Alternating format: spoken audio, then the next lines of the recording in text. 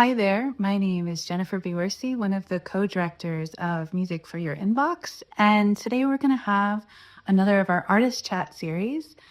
This time we're going to talk with āññā Duo about the film they made for Music for Your Inbox this month and how they made it, what the process was like, and what they were thinking about. So I'm going to get them invited and then we'll have our conversation.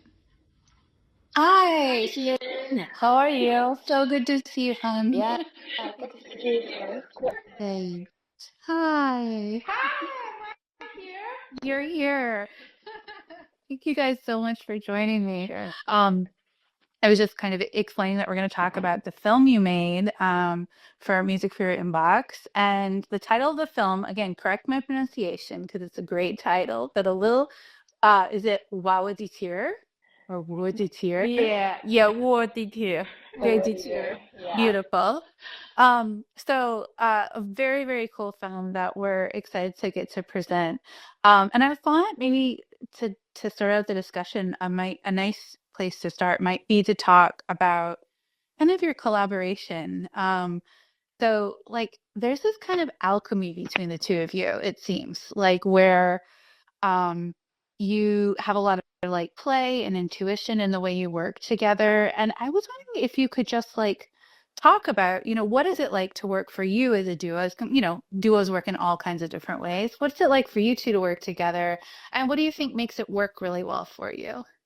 This is a really good question actually. Because Anqi and I feel it's like kind sort of like destiny, to meet together. Because we were like when I firstly because I'm now like currently UCSC student, and then she just left school like a few years ago, but I supposedly not we don't have like overlap by plan, but just there's just a chance for her to stay here like 1 quarter longer, but interestingly I decided to defer for a quarter, which means we're not supposed to meet, but it was the time that I was assigned a TA for her class. So we got connected on internet, and then we chat, we talked about our common hobbies, like we are all big skiers. Well, we're not pro skiers, we're not super good at it, but we just love it.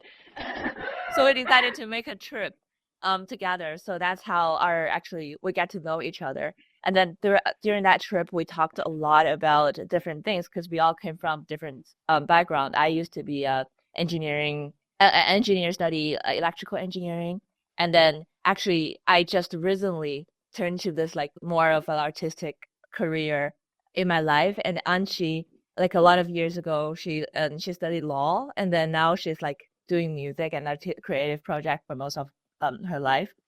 So we came into this role with like very different perspectives, and then there are a lot of different perspectives on the different words. Well, even the same words could be interpreted in different ways in our background. So we began a lot of chatting around that, and then discovered, oh, actually, there's a layer that is beneath language that has to be obtained by like a lot of like common like time sharing together or like experience together. So that's how we felt this magic between we two, and then decided, oh, we want to do something interesting together. Not limited to music, like we enjoy the nature, so we can just go wild into the like woods, into the mountain, and during our like road trip or something, and try to do something fun over there, get inspired. So yeah, so this is how this duel started. Anju, do you want to continue to talk about the story? Yeah.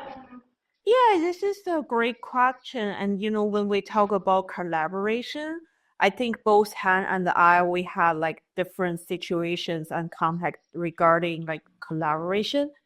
And we both feel like there's kind of like this connection among these collaborations. Like, like how you see collaboration. It's most of the cases like I'm talking about like our music field. Like, most cases you meet together and you have some tea and coffee, and then you work on a project, something like that. But there's always this connection that I felt, and also Han felt, from her situation, like, it's like very disconnected. And for us, we feel like we are kind of not satisfied with this kind of collaboration. We want to dig into something more in a way that, like we don't even talk about collaboration. Things just happen in this kind of like ecosystem. When you think about ecosystem, things are very automatic. It's like one give like a thing and then the other side respect, feedback, something like that. So we are kind of like, how could we, we both think that like how could we actually take off actually from collaboration? So we didn't really think of collaboration at all. We were just like, spend time together and having fun, skiing together, dig the mountain together, road trip together. Then, just, but because, we know each other in 2022.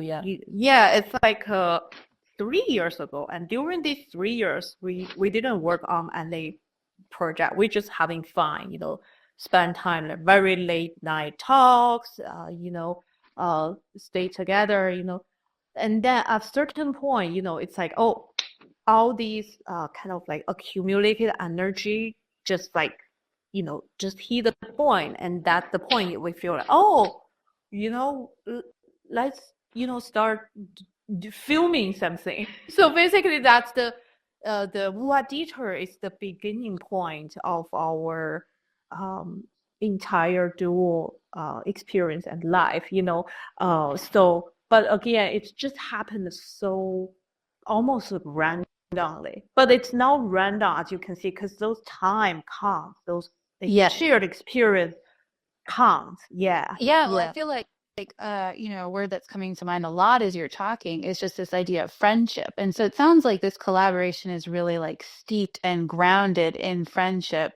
And I know with my experience with friendship, it gives you a lot of like shared trust, language of play, safety, and like making like in experimenting and playing. And so I love the way you described like how the creative energy would just kind of bubble to a point where it had to come out. That making a lot of sense to me. Yeah. And with the kind of work in this film, it's you know, I hope this comes out the right way, but like you're not afraid to make a fool of yourselves in the best of ways, right? And I think in some ways being afraid of making a fool of yourself with the kind of things you're doing is kind of it's like a toxic apple to add into the rest of your terrible analogies. But it would you say that your friendship has given you that safety net to take some of these more like playful, they're risks, but it's more of like a freedom and an intuition in the way you work together? Absolutely, absolutely. I think a lot of our ideas, definitely including this film, is just, it's like a game or like yeah, like yes and kind of game. Like just throw balls to like I have this idea. This could be like silly. This could look full. This could be like look stupid, but it could also be humorous or something. And I just have this like element and threw it to Anqi and just through our like chatting, and she's like, "Oh yes, I have another idea following that. We're not thinking about like distributing work as like a collaborator. We're not thinking about, oh, does this look like proper or like good in any situation? We just try to like let this chat or let this conversation going and rolling, and then let's see what it turns out." So yeah, it's definitely this friendship, and also the decision of just improvisation in the outdoor space, not having intended audience, like gave us a lot of trust and also like confidence, and also I think it benefits the performance a lot. Like we feel so free, like so to like really like being ourselves in that space. Well, it's Yeah. really interesting what you brought. Oh, sorry, go ahead. Yeah, I just want to add a little bit thing on top of that. Also, we came from like a similar background. We both of us experienced the most competitive and most standardized exams in our backcountry. Like the selective process is just severe. So the whole life when we are younger, we are just trying to fit in the standardized system, because if you don't fit in, you don't have any source or opportunities. That's just, the nature of that country with so many population, with so little opportunities and resources. So we were kind of shaped in that way, but we were kind of all both, we were so painful when we were like younger. So I think both of us, like intuitively, when we kind of grow up, we kind of have some overstays. We want to just be okay. It's okay to be wrong. It's okay to be outside the standardized, system. It's okay to be stupid or fool, it's so we never talk about that, but I think we never talk about, oh, we should be fool or no. Right. It's kind of just like a intuitive decision that we made, because we share like this kind of experience, and yeah. That makes Yeah. total sense. You have this I'm gonna like read you back to yourself, if that's okay. But you have this great description. So like you have, when the process is completely driven by feelings and intuitions, the narrative emerges. So who is narrating? The site, us, the moment, or the collective unconsciousness? And I want to kind of, you mentioned this idea of like the audience, and something we think a lot about on our platform is, how do you kind of make the film element of the musical performance or piece really essential? So it's not like a document of a live performance, it's that the medium is really essential. And it occurs to me that the way you described, having a lack of an audience, and the way you could play really freely, really made this medium essential. Like it kind of had to be on film to give you that freedom.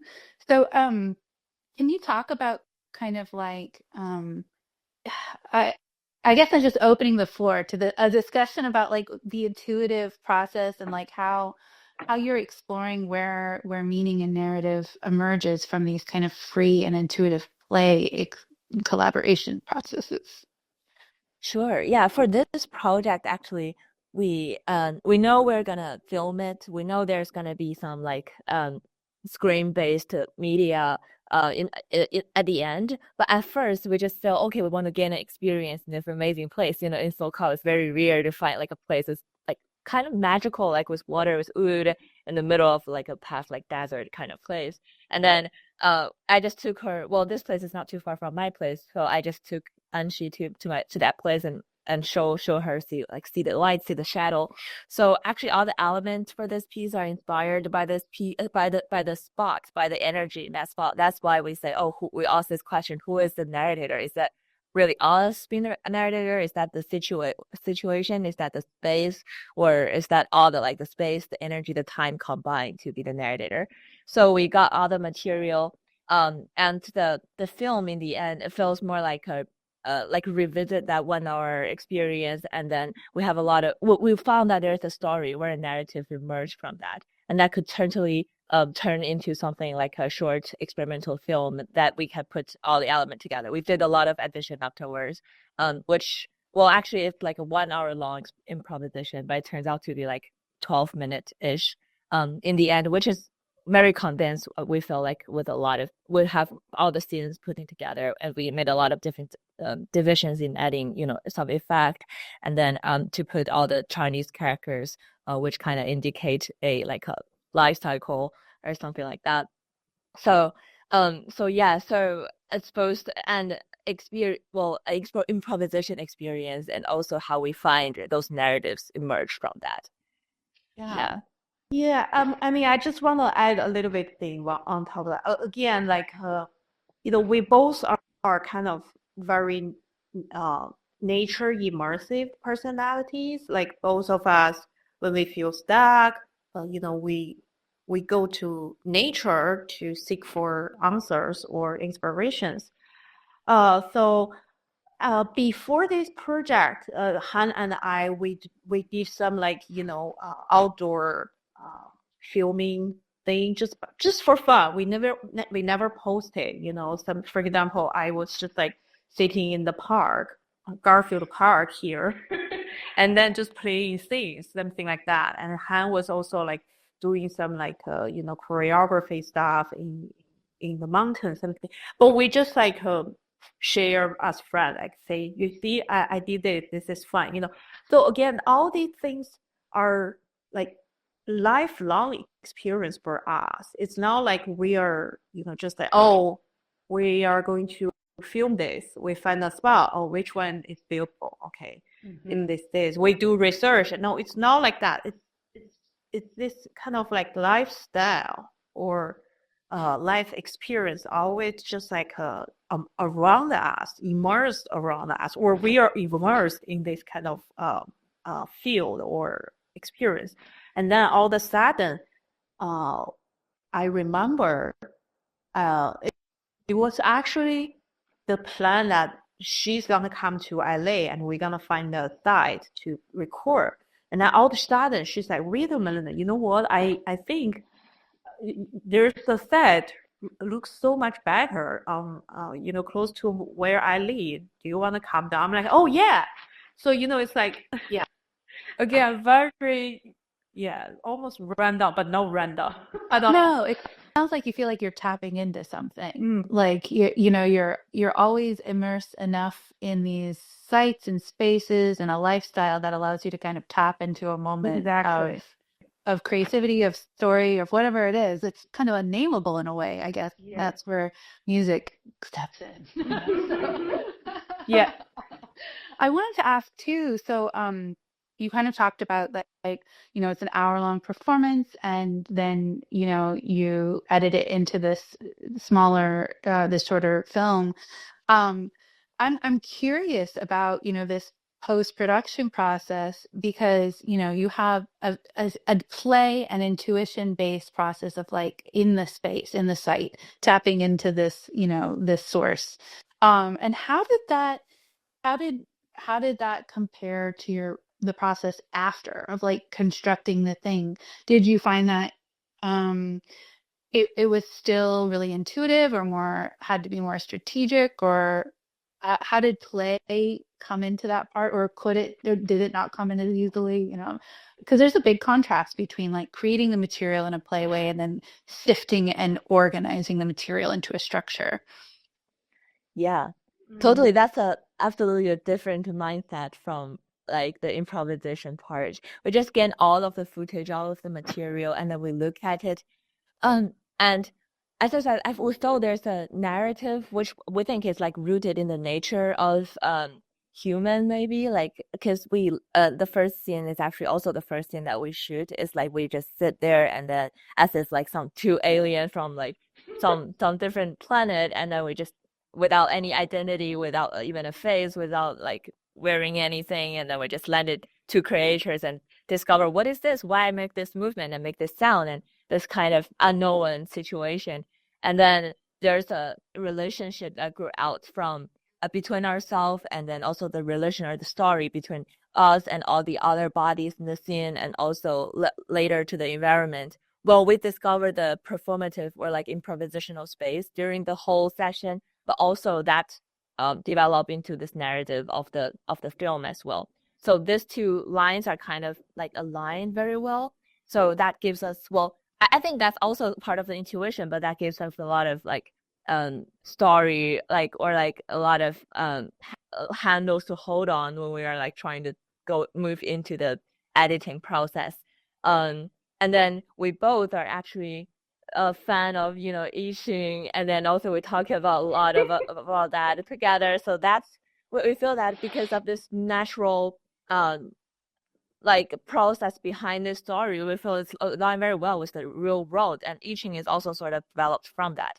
So we decided, we need to add this kind of 12 step cycle concept into this story. So that's why we found out all those characters and then use that as an indicator of each chapter or like each act in this film. And then we decided to use very different effect and also maybe some different sounds to kind of support different characteristic of each chapter.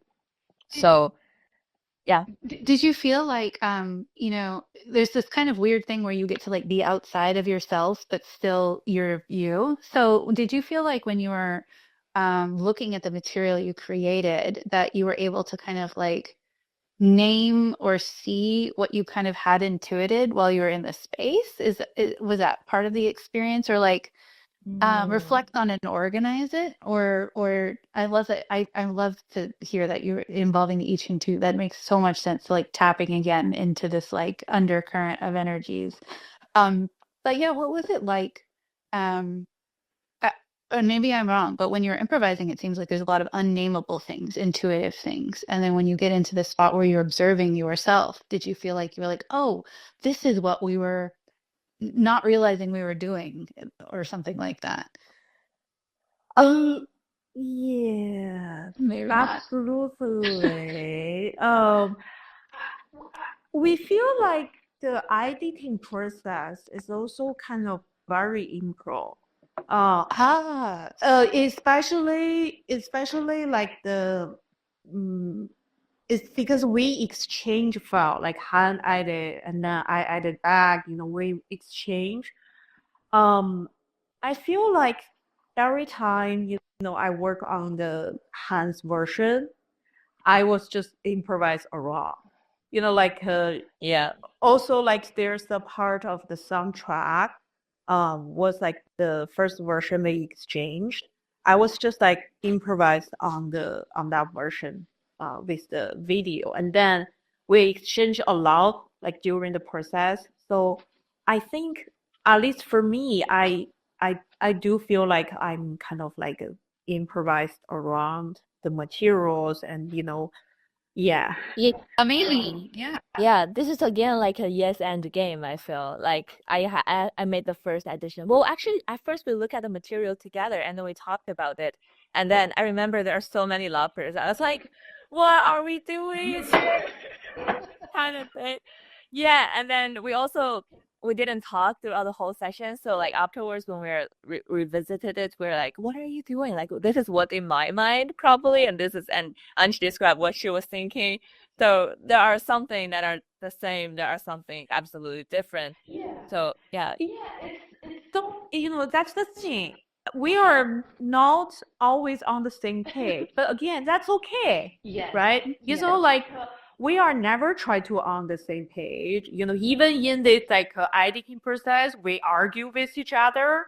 Like there's nothing to like hide, but it's fine. That's the thing. Makes it every time we argue, and then we are like, oh, this is the point. We every time we argue, we always find the in between area that is balanced so well. Yeah, I've Yeah. had that same experience many times in collaborations where Exactly. I think if there's a fear of arguing, you're losing so much of the fruitful friction of art making, and that finding of the sum that's greater than its part, something that you couldn't find without, rubbing against the conflict and hashing it out together. Exactly. That's absolutely true. I wanted to also then, because we've talked about like the footage, and I think you mentioned this, but um often in like the music world or the performance world, it's like a thing that happens in its entirety. But the way you kind of described getting this footage, it's more of a creation of material than a static thing. And I was wondering, like for example, I saw that you had a performance of live sounds with some of the footage behind you, and I was curious, like, how how do like materials work in your process, and how do you see these as being like part of your materials going forward? Like even in the film itself, you had these inflatable figures, and they're like this material you played with, and now you have this footage that you can play with as materials. And Yeah, how are you seeing these as materials going forward, even past this film project? Uh, I feel like again, Han and I have like different mindset about that. I give you like maybe two examples. Like for example, I think at beginning Han was very intuitively touch upon this like idea of reflection. That's why, we start with like reflection on the river. And I was just like, that's the thing about collaboration. You can see like the other side of the world that you might never saw the same way. I was like, oh, that's really detailed, right? Like, like she's like very insisting on like this is the starting point. And like I was like, oh yeah, I kind of agree, like that. I was more like regarding like materials, right? Same thing. I was more like into like the flow and the rhythm. So, but I don't really have this so-called big picture, like, oh, let's plan this. Again, always working with the materials, and I feel intuitively, okay, this material a little bit too long, we should speed it up, or like, okay, this is too much, we should cut, like just be like once a 2 second or something. Like I was like more like focusing on like the overall flow of like this kind of sense of rhythm or beats. I mean, there's no real beats, but like that intuitive pulse. But Hans really like, like on that like really tiny little thing, and then it was like, oh, I was like, oh, that's so cool. I didn't saw that way. Like I was like, oh, we are learning about each other. Yeah. Absolutely. Yeah, so there will be chances. Well, for those materials, as Anqi said, we view it from different angles. So we definitely can use that as like part of our the archive of the duel, and then bring it forward in different ways. And also, we feel like because the live is also the live for both of us, and also for the duel is continuous.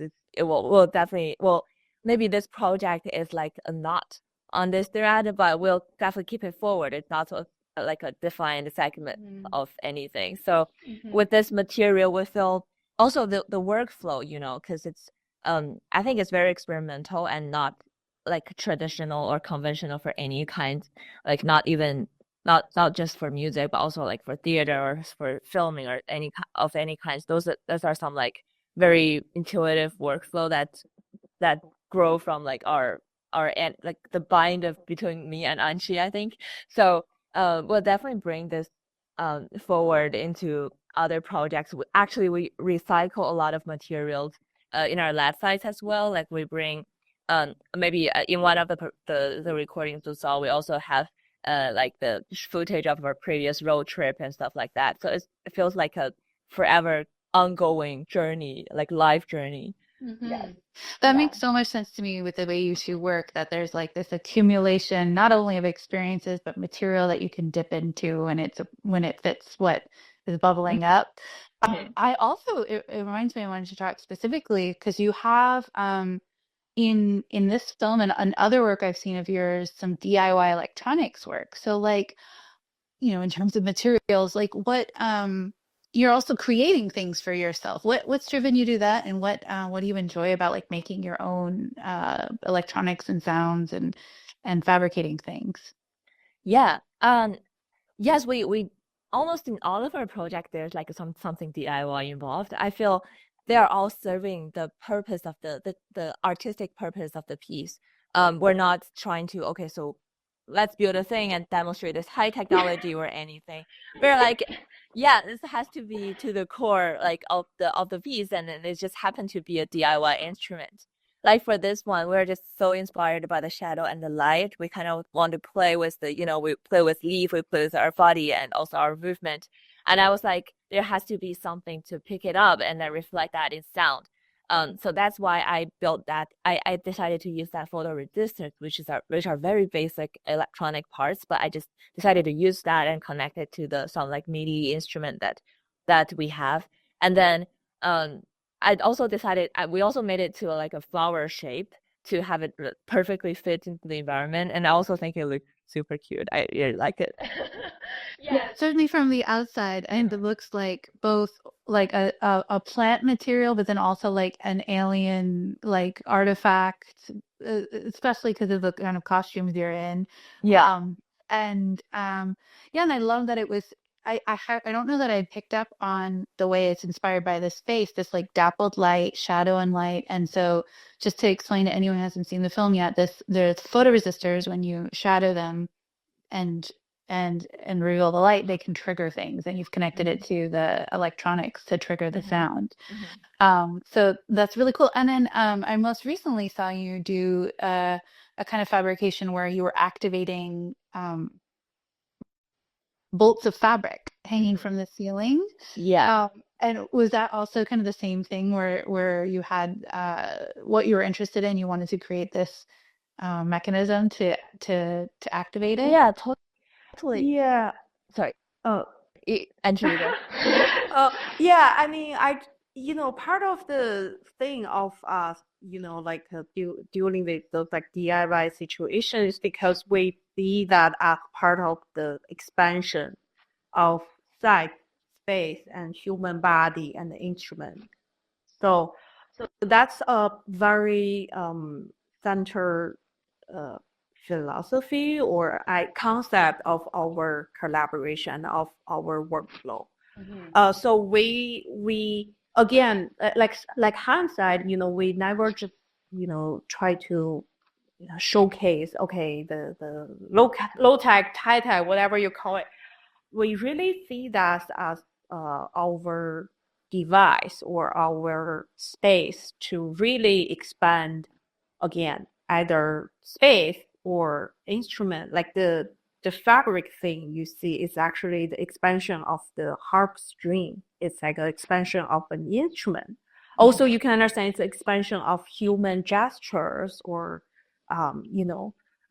like the gesture mapping, it's an expansion. So for us, that's very central to a lot of our works. And then we plan to keep, doing that. Yeah. Yeah. Well, Yeah, it I sounds thought like you would even be doing it even if you didn't plan to do it because it just emerges from what you're up to. just let the space, let the site to be the narrator, I feel. Yeah. That kind of relates to one other thing I was curious about. So, which is kind of just like it is like the general aesthetics. So, like, there's a real aesthetic to this film, right? Like, you're in a kind of stream, dappled light, very beautiful. And I mean, I'm describing it for people who haven't seen it. You're in these kind of unitards that match your skin color, so you look like this kind of form and these giant reflective sunglasses that make you, you have the humanoid form, but like probably not like human kind of sense of things.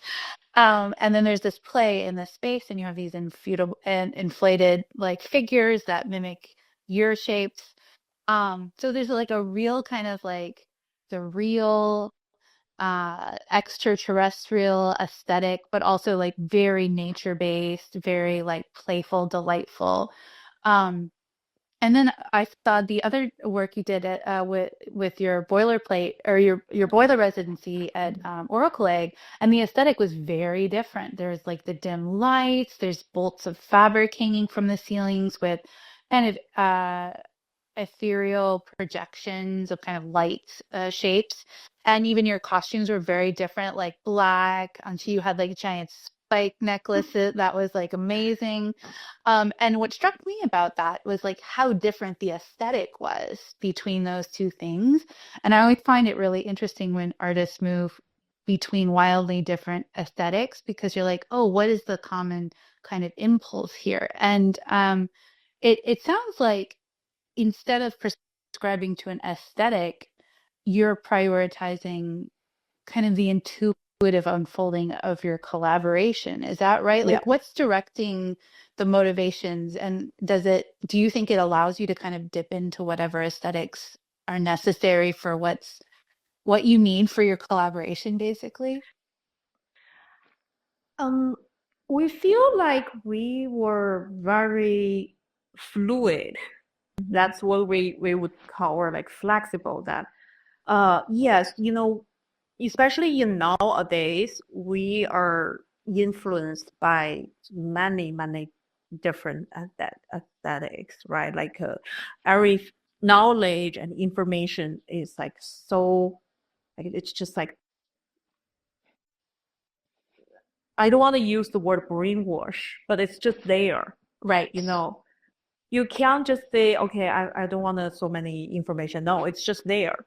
I think, we have to say, we just, both of us, of course, we grew up with like reading, a lot of like those like art theater books or, going to museums but we don't set up like a solid aesthetic. This is the thing we're gonna do for the rest of our life. This is we are the pioneers of this kind. We don't have that kind of mindset. It really just like I feel like we are it's like I don't want to use that word, but like all the information, all the fleeting, blurred, almost a dream-like image or visual, just like already in your mind or already there, and then we just goes with the flow of like what kind of topic we want to convey here, or what kind of like mood or what kind of situations we currently experience in our life. Uh, so for Oracle Eye residency, for that one, we had like when we construct the proposal, we had like an idea of, really like trying to using an artwork to document the moment that then people document uh, uh, uh, when people shoot images or record a piece, because for us that's a dice moment, right? It's like it's flattened the live experience into like this two-dimensional digit. It's also like the digital world we experience currently. So we had that kind of topic we want to convey. So as you can see, it's a totally different working flow than what Dieter, which we just like having fun, let's just follow the flow. So we have different working flow and, personalities. It's like never consistent, I would say. Right. Yeah. Yes, the manifold aspects of, yes, and she said personality and different experience. Like there are very deep moments for sure for everybody in their life, but there are also very cheerful moments where when like you just want to act fool or something. Yeah, so we just don't give up any of that kind of moments, and then let our sensation lead our way. And trying to, well, if you establish like one single aesthetic, you will probably get constrained by it, and we don't want to give our life or creativity to that, but just still allow our sensation, our feeling to guide us through each project, basically. Yeah. I wouldn't say like deep moments and joyful moments. Okay. I would just say, like it's just like because deep sounds like deep. But this is different, example showing we have different moments, different experience, not necessarily like mapping to this two project. But more like just like life happened, just happen, whatever, like whatever happened, you just take, and then you give out, you give back. Yeah. Yeah. Well, awesome. I'm really, really glad we got to talk to you about it because it's a distinct way of working. And I think that many artists work in this mode of like accessing intuition and choosing the aesthetic or materials that match their curiosity of the moment rather than kind of like, this is the world I work in. So it's always nice to hear the contrasts of the different ways of working and get to know how it is for different people. So we're so thrilled to get to present your film and to get to know you as artists, hear you talk about your project. So are there any things that I missed before we wrap up for the day? Anything you want to add? If not. We just want to say thank you Yeah. to both you and Cassia and for Music for Inbox. This is a great platform and opportunity working together and to present our work. We really we deeply appreciate that. Absolutely. I mean, it's our honor because I truly, when we saw the first kind of excerpt of your film, both of us, we watched it separately. We had also a separate together friendship kind of thing. And we both made notes that were like, what is this? It's amazing. So we were so excited to present, and everyone should check it out. Yeah, congratulations on something very, very cool. And we cannot wait to see what y'all are up to next. So thanks for chatting today. Okay, have a great day. I mean, Yeah, thank You you. too. Bye.